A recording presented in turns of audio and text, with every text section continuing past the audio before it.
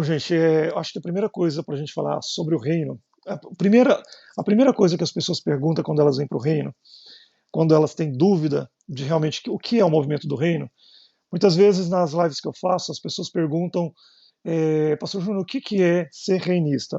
O que que difere ser reinista de ser evangélico, por exemplo? Porque muita gente usa a palavra reino como uma referência da obra evangélica ou da obra cristã, seja ela mesmo dentro do catolicismo ou mesmo dentro do evangelho. Então a diferença básica para a gente fazer um pavimento de discussão em relação ao que é reinista, e o que ele difere do evangélico ou de um outro cristão, na verdade tudo isso é nomenclatura, né? Muitas vezes a gente fala que basicamente que o reinista é o cristão ou evangélico que está neste momento conhecendo, tendo acesso, redescobrindo o plano de Deus para esta geração no Brasil ou no mundo. Nós vamos falar de Brasil porque é onde nós estamos. É o momento em que esses evangélicos, esses cristãos, eles recebem um alerta, eles recebem uma revelação que vem colidir com a teologia tradicional, clássica que a gente tem dentro das igrejas, que é aquela teologia de que você está neste momento, que é o que pregamos a vida toda, né, o povo evangélico, aguardando uma suposta abdução ou arrebatamento, que é um termo muito teológico, né, eclesiástico. Continuando em relação a essa diferença de você estar aguardando a volta de Cristo no aspecto de que o mundo vai acabar, porque a gente espera, creu, né? Cresceu, o cristianismo cresceu no mundo esperando que Jesus fosse chegar a qualquer momento. Bom, Jesus está para voltar tem 2000 anos. Ele disse para os apóstolos que ele voltaria e que ali tinha pessoas que nem morreriam e iriam estar vivos quando ele voltasse. Bom, se for para a gente levar ao pé da letra esse versículo que ele disse, portanto, no meio de vós há quem nem provará da morte, sem que primeiro veja o Filho do Homem voltar de novo no seu reino. Ele estava falando isso no momento que ele estava já ressuscitado, indo embora para o céu. Quer dizer, isso aí, se for para a gente levar no pé da letra, e devemos levar no pé da letra quase tudo, não cumpriu, porque todo mundo morreu, né? Já tem 2000 anos, não tem ninguém com 2000 anos até hoje. Bom, mas aí a gente pode trazer uma resposta aqui. A questão é que teve pessoas que estavam vivas nos dias que Cristo disse isso, que foram vivas para o paraíso, foram arrebatadas. O caso de Paulo, por exemplo, o apóstolo Paulo, ele fala numa das cartas que ele disse: eu conheço um homem que eu não sei se fora do corpo ou dentro do corpo, foi levado ao paraíso e lá viu coisas inefáveis. O próprio apóstolo João também foi levado ao paraíso na época de escrever, da inscrição de Apocalipse. Então, nós, dentro do reino, cremos, por revelação e por conceito bíblico mesmo, do próprio depoimento de Cristo, que o próprio apóstolo João, que não existe túmulo dele, quer dizer, dentro de toda a, o rito judaico antigo, cristão antigo, existem túmulos de todos os apóstolos, mas não existe túmulo do apóstolo Paulo e nem do apóstolo João na história hebraica e nem em Jerusalém.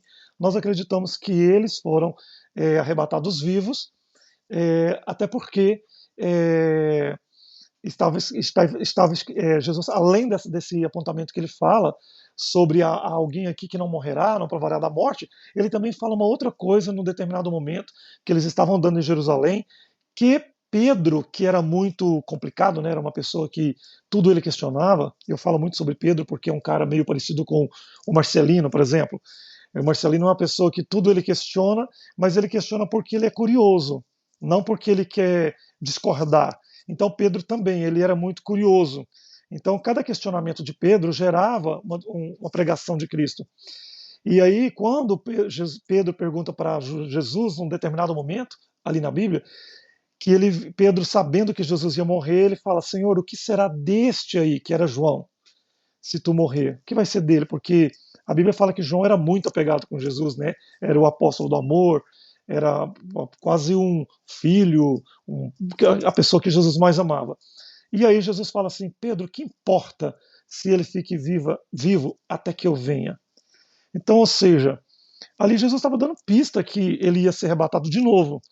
Então, assim, a igreja não prega isso, por quê? Porque não está escrito que João foi arrebatado igual a Elias. E o problema também do reinista, de nós reinista, é que, por exemplo, nós temos muita atenção no que está escrito e nós usamos a pineal, que é a glândula da inteligência, para entrar dentro daquele assunto para poder trazer resposta. Por exemplo, vou dar um exemplo aqui. Existe uma coisa também lá em Gênesis que fala que todos os evangélicos, seja pentecostal, neopentecostal, tradicional, batista, assembleia, fonte da vida, videira, luz para os povos, renascer, tudo que você quiser, Sara Nossa Terra, batista, quadrangular, todas essas pessoas, elas crê que, obviamente, que Caim matou Abel. Isso aí, claro, está na Bíblia, está explícito.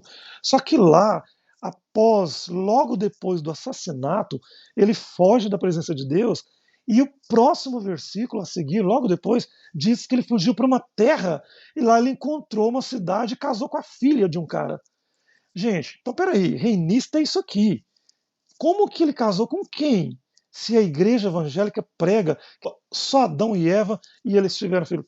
Tem alguma coisa errada. O que está errado é que os evangélicos não conhecem nem 1% da Bíblia. Conhece o quê? O que padre conhece, conhece o que espírita conhece. Isso aí não é conhecer a verdade, isso aí é leitura.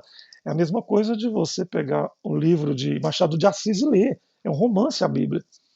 Então, voltando para o foco, dizendo sobre a questão de que eu estava dizendo sobre Paulo, João ter sido arrebatado. Então, ser reinista é você é, descobrir as chaves que foram dadas e através dessas chaves, quando são abertas, nós encontramos coisas tão preciosas que desmontamos a teologia clássica dos cristãos.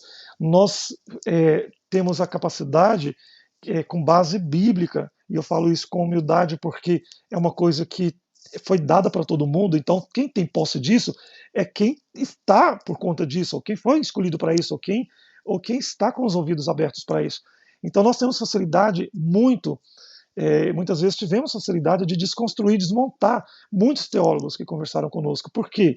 Porque a gente consegue colocar eles presos naquilo que eles não sabem responder.